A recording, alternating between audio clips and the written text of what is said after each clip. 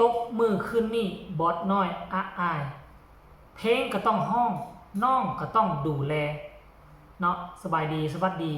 คลิปนี้มาพบมาพอกับเจบอลาวค่อยคำยามแรงท่านผู้ชมปัจจุบันนี้แสงแดดพาดหน่วยภูลงไปเนาะแสงแดดพาดหน่วยภูลงไปเป็นที่เรียบร้อยแล้วนกพากันบินกับหังเกลือเป็ดเกลือไก่ยุงกำลังไต่ต่อแลนเข้าหาคนปัจจุบันนี้เจบอลาวกลับเข้ามาสู่ในเฮือนเป็นที่เรียบร้อยแล้วมีข้อมูลข่าวสารอยากเอามาฝากเอามาต้อนเกี่ยวกับบอสน้อยอายมื้อคืนนี้พวกเขาก็ได้ฮู้จักกันดีแล้วถ้าผู้ใดได้เบิ่งการไล่สดหรือว่าได้ติดตามทางวงเสียงวีฮกพวกเจ้าก็จะได้ฮู้เรื่องราวเกี่ยวกับเสียงวีฮกค่ำคืนที่ผ่านมาก็เป็นอีกกิจกรรมอันหนึ่งที่เป็นกิจกรรมใหญ่ที่สร้างความฮือฮากลายเป็นกระแสฮือฮาให้กับแวดวงการหมอลำก็แล้วกันท่านผู้ชมเนาะแล้วดังที่พวกเจ้าเห็นในคลิปตอนต้นนี้เจบอลาเอาใส่ตอนต้นนี้นั่นก็คือตัวน้องอายสุดที่น้องอายใส่เป็นสุดที่ขึ้นห้องเพลงอยู่ทั้งรถแห่มือวานนี้เนาะตอนที่เขากำลังประกวดนางฟ้าเสียงวีฮกอยู่แล้วมันมีคลิปนี้ลุดออกมาหรือว่าเป็นการเก็บตกในขณะที่คนอื่นกำลังมวนกำลังเมาบอสน้อยกับกำลังอยากมวนกำลังอยากมันอยู่แต่ว่าเอาบ่ได้ไปเต้นไปฟ้อนน้ำมูบ่ได้เพลงก็อยากห้องน้องก็อยากเอาก็เลยว่าเอาน้องอุ้มน้องมาใส่นี่แล้วก็สั่นกอมน้องนอนแล้วก็ตากระเบิงเขาเต้นเบิงเขาฟ้อนม่วนไปน้ำเขาเนาะอันนี้คือตัวจริงของน้องอายสกุลนพรอายุ12 ปีเอาน้องก็เป็นห้องเพลงก็ได้หาเงินมาเลี้ยงปูเลี้ยงยาเลี้ยงครอบเลี้ยงครัวก็เป็น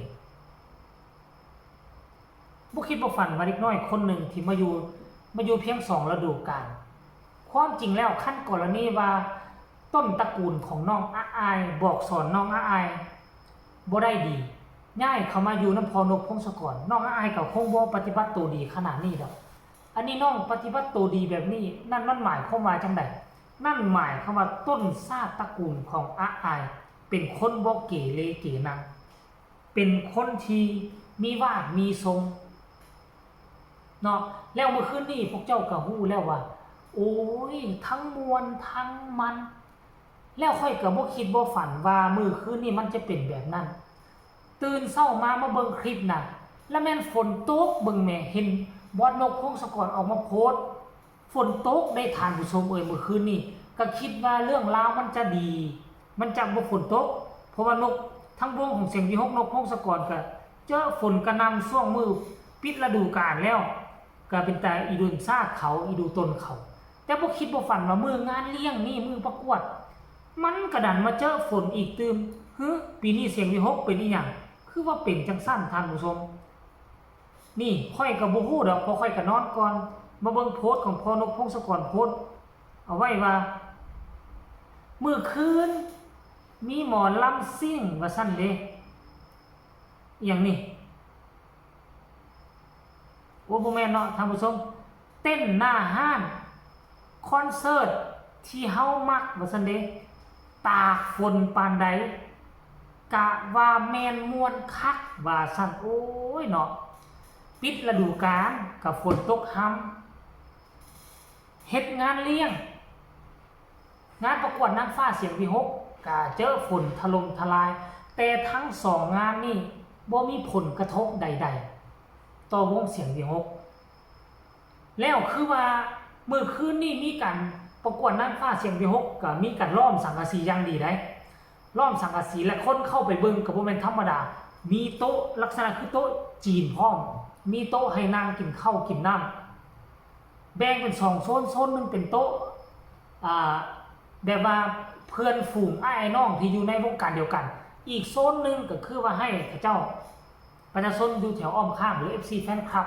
อยากเข้ามาร่วมอยากเข้ามามวลมาซื้อได้ซื้อบัตรจองตั๋วเข้ามาแล้วมื้อคืนนี้ปรากฏว่าผู้ใดชนะเนาะซุมเจ้าก็น่าจะฮู้แล้วเพิ่นซื้อไว้อีหยังก็ลืมซื้อหมดละใครอยากฮู้ให้ไปเบิ่งคลิปหลังของเจบ่เล่าเฮ็ดคลิปแรกของมื้อนี้เด้อตอนเช้ามื้อนี้เด้อเจบ่เล่าก็เฮ็ดคลิปนึงไปเป็นที่เรียบร้อยแล้วแต่ว่ามา ใส่กับตัวเด่นตัวดังของพวกเขาก็คือน้องอาอายโอ้เป็นตาฮักตาแพงหลายคือผู้ใดได้น้องอาอายไปอยู่เฮือนอยู่ซานนำคือว่าหายห่วงนางสวยเวียกเงินเวียกซานนางดูแลน้องนุ่งเฮ็ดเป็นเมิดทุกสิ่งทุกอย่างเบิ่งแม่ถ้ากรณีว่าคนที่อยู่ในครอบครัวที่หรูหราครอบครัวที่มีฐานะ มีเงินมีคำอายุ12 ปีนี่บางเทื่อยังอาบน้ำเองบ่เป็นซ้ำอายุ12 ปีได้แต่น้องอาอายนี่เฮ็ดเป็นหมดซักเครื่องซักของอาบน้ำดูแลน้องถึงว่าบ่แม่นน้องในไส้ของตัวเองก็ดูแลบ่แม่นแต่เฉพาะมื้อคืนนี้อยู่หน้างานเห็นน้องอาอายอุ้มน้องปกติน้องอาอายลูกโรงเรียนมาแล้วก็ได้ก่อนสินอนกันหยอกน้องเอาน้องขี่หลังมึงแม่นอนให้น้องขี่หลังน้องก็ฮู้ดีว่าคนจะขี่หลังเอ้ยอาอายก็เอ้ยมีลิ้นแม่หยอกกันลิ้นเฮ็ดให้มีความสุขท่านผู้ชมถือว่าสุดยอดหลายเนาะถือว่าเป็นบุญวาสนาของพ่อนกพงศกรที่ได้น้องอาอายมาอยู่เป็นลูกเป็นเต้าแล้วมาช่วยเหลือเนาะเมื่อคืนนี้ก็คิดว่าน้องอาอายจะขึ้นประกวดน้ำเขาซั่นดอกแต่ว่าบ่มีสิทธิ์เพราะว่าน้องอาอายเป็นผู้หญิงคันถ้าว่าเป็นผู้ชายแม่นะโอ้ยได้ขึ้นประกวดน้ำเขาแล้วไปสร้างสรรค์เสียงหัวเราะอยู่ทั้งบนเวทีท่านผู้ชมเอ้ยเนาะเมื่อคืนนี้ก็ถือว่าเป็นกันเองหลายบ่ฮู้ว่าปีนี้เป็นปีแรกบ่ที่เสียงวิหกเขาเจ้าพากันเชิญทั้งศิลปินอยู่ทั้งวงอื่นมาร่วมนำเนาะเป็นปีแรกนี่บ่แต่อันนี้เจบ่ลาวได้เบิ่งเป็นปีแรกแล้วนักร้องตัวเด่นตัวดังที่ซึกเซิร์นมากก็คือแอนอรดีแต่ว่าก่อนหน้านี้แล้วมันน้องอาอายเป็นผู้รับผิดชอบห้องเพลงขับกล่อมอยู่เทิงรถแห่เขาเจ้าจะแยกกันเป็น2เวทีนึงก็เป็นเวทีประกวดเซตแล้วก็คอนเสิร์ตขึ้นทั้งเวทีนี้เลยอีกเวทีนึงก็คือทั้งรถแห่นี่ก็เป็นทีมงานของเสียงวิหกซัดกันตุ้มตั้งแต่หัวแรงพุ่นแหละและศิลปินรับเชิญไปขึ้นรถแห่ก็คือน้องอาอายก็บ่ธรรมดาขึ้นห้องเพลงอยู่เทิงรถแห่อุ้ยได้มาลัย